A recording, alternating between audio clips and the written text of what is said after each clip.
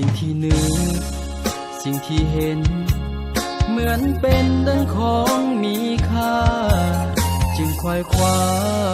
เพียงหวังจะได้ครอบครองแม้นว่าในความเป็นจริงบ่ได้คิดทบทวนตึกตอง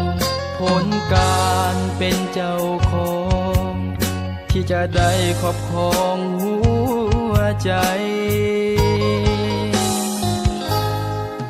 สิ่งที่คิดสิ่งที่ฝันสุดท้ายก็พังลงไปเพราะความไว้ใจ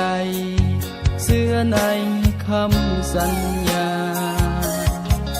เหมือนยังเมาบินเข้ากองไฟหอนไม่เริ่มเผาผลาญ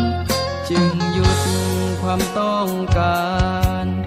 กลับมาเพื่อเริ่มต้นใหม่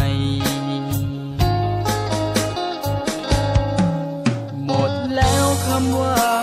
หากเพื่อใจกับความซ้ำหมดแล้วกับสิ่งที่เคยทำจะเกี่ยมพร้อมและยอมตัดใจหมดแล้วเวลาที่เหลือจะหยุดพักเรื่องราวเอาไว้เดินมาถึงไปทางของใจเหลือไว้ก็คือน้ำตา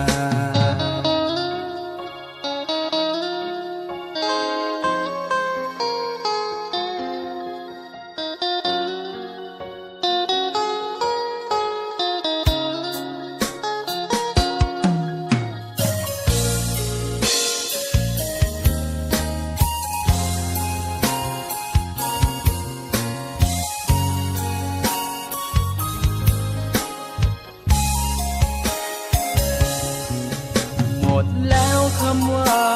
หากเพื่อใจกับความซ้ำหมดแล้วกับสิ่งที่เคยทำจะเกี่ยมพร้อมและยอมตัดใจหมดแล้วเวลาที่เหลือ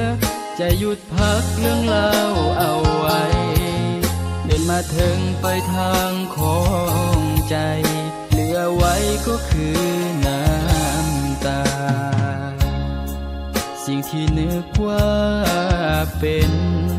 กับสิ่งที่เห็นว่าดีมาวันนี้ความจริงนั้นจึงได้หูในอ้อมแขนของแฟนเขาในห้องเศร้าที่ลบสายตาความจริงที่มันฟ้องมาสิ่งที่ทำเพียงคำว่าเสียใจ